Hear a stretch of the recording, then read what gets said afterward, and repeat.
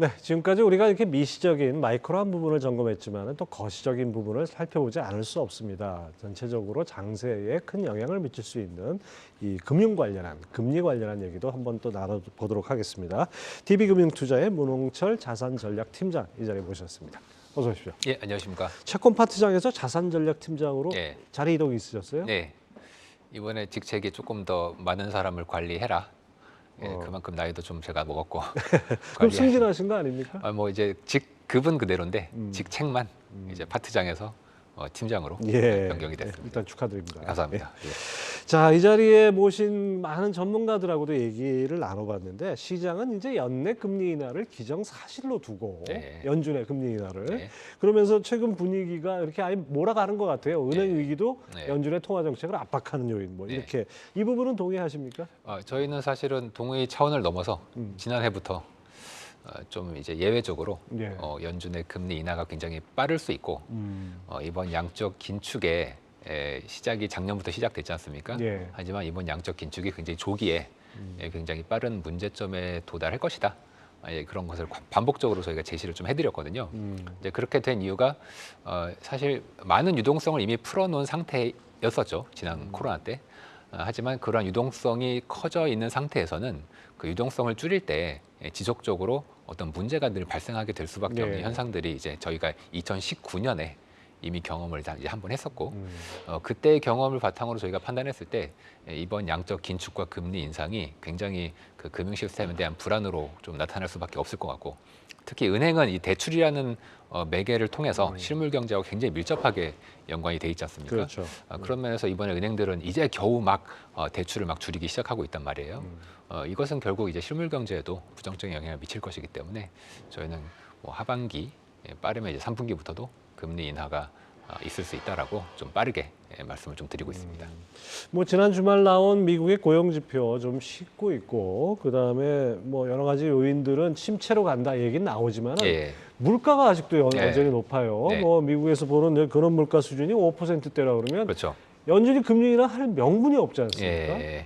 이제 많이들 지적을 이제 하시는 게 아직도 고용이 뭐 그렇게 나쁘지도 않고 특히 물가의 절대 레벨 자체가 꽤 높지 않냐 이런 상황에서 어떻게 뭐 연말에 가더라도 연준의 타겟에 비하면 여전히 높을 텐데 그런 상황에서 어떻게 금리를 인하할 수 있겠냐라고 이제 저한테도 그렇고 말씀을 이제 많이 하세요. 근데 예를 들어서 이제 앵커님도 그렇지만 우리가 뭐 친구가 돈을 빌려달라고 했을 때 그 친구가 정말 철석같이 갚겠다라고 얘기를 한다면 그 말을 믿을 것입니까? 아니면 이 친구가 과거에 빌렸던 돈을 잘 갚았는지 그런 이제 행동을 보시겠습니까? 과거에 하는 행동을 봐야지 뭐 지금 말 아무리 철석같이 약속한다고 믿을 수 있을까요? 그래서 이제 많은 분들이 좀 빠르게 잊으시는 것 같은데 연준 의장이 과거에 자기가 내뱉었던 말을 그대로 했던 경우가 거의 없습니다. 불과 2, 3년 전까지만 해도 그렇고요. 최근에 뭐 파월 의장이 뭐 그런 사람이어서 그런 게 아니라 지난 거의 100년 가까운 연준의 역사를 살펴보더라도 연준이 자기 말대로 기준금리를 우리가 어디까지 올릴 거다. 혹은 물가나 고용이 어느 정도 나빠지고 악화돼야 우리가 뭐 금리를 어떻게 할 거다라는 적을 한 번도 지킨 적이 없습니다. 의외로 우리가 그림을 그려보면 실업률이 굉장히 낮을 때 기준금리가 인하가 되고요. 또 물가가 의외로 되게 높을 때 기준금리가 인하되는 경우가 거의 대부분이었습니다. 지금 이 말씀하신 것이 이 그래프가 보여주는 거죠? 지금 보시면 이제 실업률과 기준금리가 빨간색으로 있는데요. 실업률이 보시면은 파란색인데 실업률이 기준금리가 빨간색이 낮춰지는 초기를 보시면 실업률이 아주 낮은 시기인 것을 이제 반복적으로 이제 확인을 하실 수 있을 겁니다. 또 물가도 마찬가지인데요. 물가 같은 경우에도 높을 때 기준금리가 인하되는 경우가 이제 굉장히 많습니다. 이러한 현상들이 이제 반복적으로 나타나는 이유는 세월이 이제 가다 보니까 상황이 급작스럽게 금리를 인상하다 보면은 어딘가 약한 고리가 지금처럼 이제 터지게 된다는 거죠. 그렇다면 결국 실물 경제에도 영향을 미칠 수밖에 없기 때문에 그거를 이제 미적거리면서 이제 실업률 높아질 거 그리고 물가 떨어질 거 기다리면 이미 경제는 그냥 나락으로 가버리는 상황이 되기 때문에 연준은 이러한 약한 고리가 터졌을 때 미리미리 이 기준금리를 이제 낮추는 현상들이 과거에 벌어졌었거든요. 그리고 이 그림을 보시면 또 아시겠지만 연준은 기준금리를 올렸다가 동결하다 이제 내리겠죠. 그 동결하는 기간이 6개월을 넘는 경우가 거의 없고 평균 3개월 정도. 우리나라 한국은행보다는 무지하게 짧네요. 연준은 이제 특히 단기 금리에 대한 변동성이 큰 편인데 그 이유는 이제 가계부채 때문인데요. 한국은행은 가계부채가 단기물에 연동돼 있기 때문에 예. 기준금리를 변경할 때 부담이 굉장히 크죠. 그렇죠. 반대로 이제 미국은 뭐 10년 이상의 장기금리와 연동돼 있는 경제가 크기 때문에 기준금리인 1일짜리는 좀 빠르게 변경을 시켜도 상대적으로 부담이 덜해서 이제 저런 그림이 나오는 거고요. 그런 차이가 있었군요. 상대적으로 기준금리의 변경은 굉장히 빠르게 이루어진다는 것이 역사적 사실이고 저희는 이번에도 그렇게 될 것이라고 또 시장이 이미 그러한 것을 반영을 하고 있다. 그렇게 봅니다. 과거 경험칙에서 나왔던 그런 예. 예상이라고 볼 수 있네요. 예. 근데 저는 이게 예전에 그 한국은행 출입할 때 당시에 외환위기 직후에 예. 그 전철한 총재라는 분이 예. 지금 고인이 되셨지만 그렇죠. 이분이 그런 얘기를 하셨어요. 경제 지표는 이런데 왜 금리를 이렇게 조정 안 합니까? 라고 예. 했을 때 예. 경제 지표라는 거는 자기가 보기에는 예. KTX 역방향 좌석에 예. 앉아서 경치를 보는 것 같다. 네. 그러니까 보는 순간 지금 경치가 이미 지나간 거란 지나간 얘기죠. 거죠. 그래서 그 경제 지표의 시차가 바로 이제 금리 정책에 상당히 애로를 낳게 되는 요인이다 했는데 그렇습니다. 그 비유가 적절한 비유가 예, 되겠죠. 적절한 것이고 미리 좀 선제적으로 미래를 보고서 우리가 판단을 해야 되는데 어떤 면에서 이제 중앙은행의 어떤 관료주의적인 기술 관료의 이제 행동도 있겠지만 예. 이분들은 사실 임명직이기 때문에 그렇죠. 선출직들이 얘기를 하면 요 임명직들은 좀 말을 들을 수밖에 없는 게 좀 있어요. 예. 그런 면에서 좀 여론을 무시할 수 없기 때문에 중앙은행이 이제 여론에도 어쩔 수 없이 좀 신경을 쓸 수밖에 없는 점이 좀 있습니다.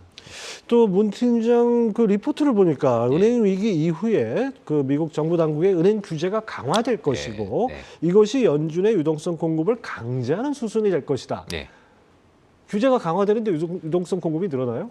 규제가 굉장히 중요합니다. 그 은행 규제가 왜 이제 경제에 중요하냐면 지난 리먼 파산 이후에 이제 금융위기가 생겼고 그 이후에 이 파산의 가장 큰 원인으로서 이 대형 은행들의 무분별한 대출 확대 및 자산 사이드 경쟁이 좀 예. 있었거든요. 그러니까 이 얘기는 대출을 잘해줬다는 얘기지 않습니까? 따라서 이것을 정부가 규제를 강하게 해서 지금의 대형 은행들은 대출을 굉장히 못 해줬고 네. 결국 자산 사이즈를 줄이면서 축소 지향적으로 업무를 잘 못했습니다.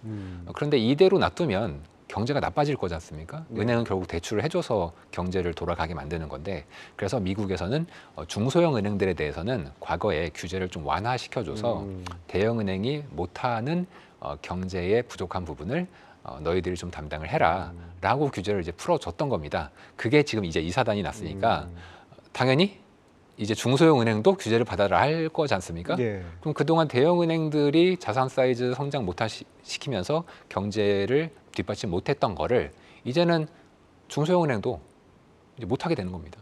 그러면 결과적으로는 자산의 성장, 즉 대출의 성장이 앞으로 이제 안 좋아질 수밖에 없는 거고 우리가 이제 성장률이라는 건 결국 빚을 통해서 성장을 하게 되는데 이러한 빚을 내주는 주체인 은행 시스템이 강한 규제에 의해서 대출을 못 해주게 되면 결과적으로 할 수 있는 방법은 유동성을 창출하는 방법은 중앙은행, 정부, 은행 시스템 이 세 개가 있습니다.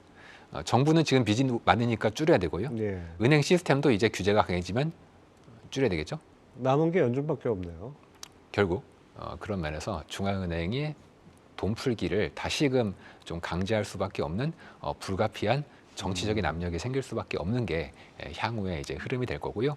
즉 은행에 대한 규제는 결국 정치인들이 하는 거고 그럼 정치인들도 자기 표밭에서 표를 받으려면 어쩔 수 없이 돈을 풀어야 되는데 도저히 돈을 풀 수 없는 여건이 있는 정부와 은행 시스템은 이제 끝난 거고 결국 연준을 다시 압박할 수밖에 없을 것이다. 이것이 이제 저희들이 보는 수순입니다.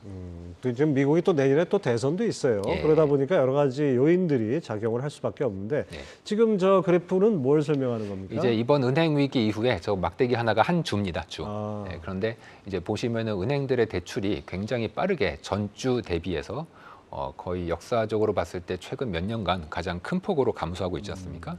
게다가 지난 코로나 위기 때야 뭐 그렇다 쳐도 이번에는 경제가 뭐 그렇게 나쁘지도 않았는데 그런 상황에서 은행 대출이 저렇게 감소하고 있다는 것은 예를 들어서 대형 은행도 그렇고 중소형 은행도 그렇고 중소형 은행은 예금이 빠져나가니까 예금은 은행 입장에서 부채죠. 부채가 감소하면 자산도 줄여야죠. 근데 그 자산에서 있는 게 대출이지 않습니까? 그러니까 대출을 회수할 수밖에 없는 겁니다. 예. 당연히 경제가 나빠지겠죠. 그럼 거꾸로 생각하면 대형은행들은 돈을 받았으니까 대출을 해줄 거 아니냐? 그렇지가 또 않습니다. 아까 대형은행들은 규제가 굉장히 강하다고 얘기했지 않습니까? 대형은행의 자본이 일정할 때 예금이 들어오면 예금은 부채지 않습니까? 그럼 전체 밸런스 시트이 늘어나겠죠. 자본이 일정한데 밸런스 시트이 늘어나면 레버리지 규제상 레버리지가 커져 버립니다. 은행의 레버리지는 반드시 일정 한도 안에서 줄여야 되거든요. 그런 면에서 대형은행들은 가지고 있는 자산을 좀 더 고퀄리티 자산으로 계속, 그러니까 대출을 못 해준다는 얘기예요. 예. 고퀄리티 자산은 대출이 아닙니다. 대출은 이제 위험한 자산인 거죠. 예. 그리고 자본을 확충하지 못하는 이상에서는 전체 밸런스 시트이 줄어들 거니까 미국 경제도 굉장히 부정적인 영향이 이제 막 시작이 됐다. 은행 위기가 뭐 확산이 될지 안 될지 모르겠지만 저거 하나만 보더라도 실물 경제는 앞으로 좀 위험한 상황이 될 수 있다. 이렇게 말씀드릴 수 있을 것 같습니다. 글로벌 금융위기 직후에 이제 사이파이라 그러죠. 예. 그 시스템적으로 중요한 은행, 대형 은행들을 네. 지정을 해가지고 규제를 엄청 강화했는데 맞습니다. 이번엔 또 중소형 은행까지 이렇다 그러면 예. 결과적으로 은행 쪽에서 대출로 이 레버리지를 일으킬 수 있는 여지는 많이 줄어든다. 그렇습니다. 결국 그렇다는 얘기네요. 예, 예. 거기 덧붙여가지고 은행들이 대출 줄이는 이유 중에 하나가 예금이 빠져나가는 게 때문 네, 아닙니까? 네. 그 돈이 대거 지금 MMF로 몰려갔어요. 그렇습니다. 이거 MMF가 잠재적 위험이다 이렇게 지적하셨던데 네. 설명을 좀 해주세요. MMF는 사실 우리가 돈을 빨리 넣고 뺏고 하려고 가입을 이제 하는 거지 않습니까? 네. 그래서 이 MMF는 위험한 자산을 담을 수가 없습니다. 네. 굉장히 안전하고 심지어 국채조차도 만기가 길면 위험해지기 때문에 짧은 거로 아주 만들죠? 짧은 30일 이하짜리 국채만 담을 수가 있거든요. 그런데 이번에 미국이 부채 한도 협상을 하고 있지 않습니까? 네. 미국은 단기 국채에 대해서 부도를 낸 사례가 1979년에 한 번 있었습니다. 그러니까 이자 지급을 이제 못했던 거죠. 단기 국채는 이자와 원리금을 같이 주기 때문에 이자 지급을 못했다는 얘기는 원리금을 같이 못 줬다는 네. 얘기가 되는데 이 MMF들이 지금 원리금을 이렇게 같이 받는 미국 단기 국채에 대량으로 투자를 하고 있단 말이에요. 단기 국채를 투자하는 이유는 얘를 담아야만 시가 평가를 받지 않고 시가 평가를 안 받고 딱 그 장부가에 맞춰서 사람들이 돈을 넣고 뺄 수가 이제 있거든요. 네. 근데 문제는 미국이 부채 한도 협상이 만약에 잘 안 되면 저는 이번 부채 한도 협상이 지난 2011년과 상당히 유사한 것 같습니다. 여러 가지 면에서. 그렇다면 만약에 이자 지급이 한두 달까지는 아니겠지만 며칠이라도 뭐 지연이 된다. 그러면 사람들이 이제 MMF 자금을 굉장히 두려워하면서 뺄 수밖에 없거든요. 네.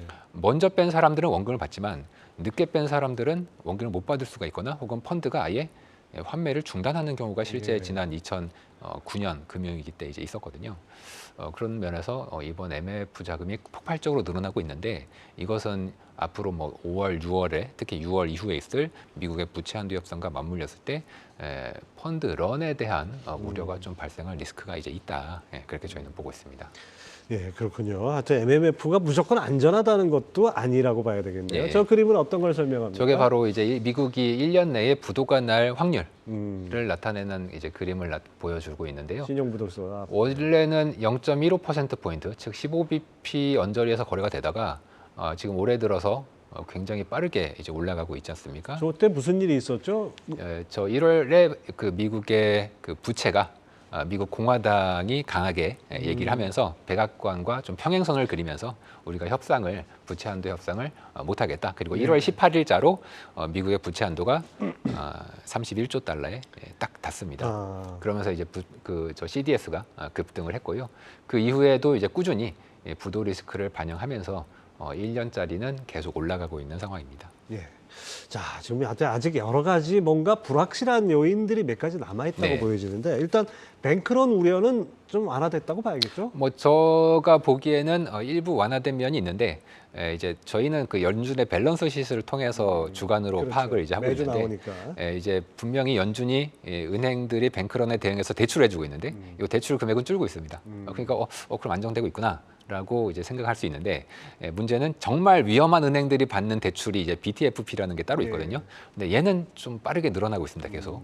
그래서 이제 내용 면에서는 조금 더 안 좋아지고 있고 전체적인 펀드에는 일부 완화가 되고 있다. 이렇게 좀 정리는 할 수 있을 것 같습니다. 그렇다 그러면 채권 비중을 확대하는데도 약간 주저할 여지가 있지 않을까요? 이제 뱅크런이나 이제 은행의 리스크가 완화가 되면 채권 금리가 살짝 반등을 이제 할 수 있습니다. 왜냐하면 채권은 이제 안전자산이다 보니까 리스크가 이제 풀리면 그러면 이제 채권은 좀 뭐 줄이자 이렇게 생각할 수 있지 않습니까? 저는 오히려 이때가 채권 비중을 늘릴 수 있는 기회가 된다. 즉 보다 이제 높은 금리에 채권을 살 수 있게 되는 건데 이제 그렇게 보는 이유는 이제 아까 말씀드렸듯이 이제 은행들의 대출의 축소가 결국 펀더멘털에 대한 우려로 바로 진행이 될 것 같고요. 연준이 뭐 이러니 저러니 해도 계속 이번에 대규모의 유동성을 풀었지 않습니까? 우리가 쌀 생산을 독점화하는 어떤 농부가 쌀을 많이 생산하면 쌀 가격이 떨어지겠죠. 마찬가지로 연준이 유동성을 공급하게 되면 금리가 떨어져야 됩니다. 그런데 올라가는 거 아닌가요? 유동성을 공급하게 되면 단기 자금이 이제 많죠. 이 자금들이 채권을 사야 되지 않습니까? 채권을 사면 채권이 비싸지죠. 그럼 금리가 떨어지게 돼 있습니다. 그렇다면 이번 같은 경우에는 연준이 유동성을 공급하면서 동시에 기준금리 다시 높였죠. 이건 모순입니다. 원래 이게 진행이 제대로 될 수가 그렇죠. 없어요. 그러네요, 진짜. 네, 그렇다면은 결국 금리 인하에 우리가 지금이라도 베팅을 하는 게 맞는 것이고. 시장 금리도 이미 그걸 반영하고 있죠. 반영을 하고 이제 사람들이 다 살려고 이제 하고 있는데 금리가 잘 안 오르니까 좀 못 사고 계신 게 좀 있거든요. 그러니까 은행 위기가 좀 완화가 되면서 금리가 일부 반등할 때 오히려 매수 기회로 삼자고 저희가 설명을 드리고 있습니다. 또 하나 들여다봐야 될 게 이제 이 달러는 약달러를 유지할 것이다 이렇게 보셨는데 좀 배경을 설명해 주세요. 상반기에는 좀 변동성이 있을 것 같고요. 달러가 다만 하반기나 연말로 가면은 약달러가 아주 완연하게 좀 나타날 것 같습니다. 저희가 이제 연준이 좀 빠르게 금리 인하를 하는 쪽으로 이제 보고 있지 않습니까?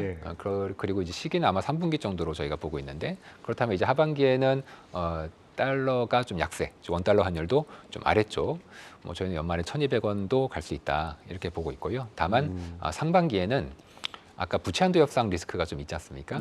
이게 시끄러워지면은 달러가 이제 약간 강해지는 가능성이 좀 없지 않아요? 또 하나 뭐가 있냐면 달러의 반대쪽에 있는 가장 큰 통화가 유로인데 ECB가 유럽 통화 정책을 아마 빠르면 이번 달, 좀 늦어도 다음 달 정도에는 좀 덜 긴축적인 방향으로 이제 피봇을 하게 될 것 같습니다. 그럼 이제 유로가 약해지면서 달러는 가만히 있어도 이제 올라가게 돼 있거든요. 따라서 이제 상반기에는 달러의 변동성이 굉장히 커질 수 있는 리스크가 있고요. 반면에 연말까지의 방향성으로 본다면 좀 약달러 흐름으로 꾸준히 보셔도 될 것 같습니다. 자, 우리나라 얘기로 돌아와서요. 문수진 장께서는 우리나라 금리 인상이 사실상 끝났다 이렇게 보시는데 내일 당장 금리 인하가 뭐 단행될 그건 아니죠? 저희가 볼 때 오히려 인하를 하면 사람들이 진짜 뭔가 큰일 났나 보다라고 생각을 할 것 같아서 오히려 부작용이 있을 것 같고 저는 이제 한은 총재나 금통위원들이 지난 2월 금통위 때랑은 지금 상황이 많이 변했지 않습니까? 지난 2월 금통위 때는 추가적인 인상의 여지를 남겨두자에 좀 과반수 이상이 찬성을 이제 했거든요. 그런데 이제 3월에 은행 위기가 터졌고 지금 내수와 수출이 우리나라가 굉장히 안 좋고 뭐 PF 리스크도 여전히 상존하고 있는 상황이어서 그런 면에서는 일단 동결 기조로 앞으로 계속 가면서 이거를 이제 굳혀가겠다. 더 이상의 인상에 대한 여지를 좀 닫아놓는 정도로 얘기만 하더라도 충분히 국내 시장에는 좀 완화적인 시그널로 작용을 할 수 있을 것 같고요.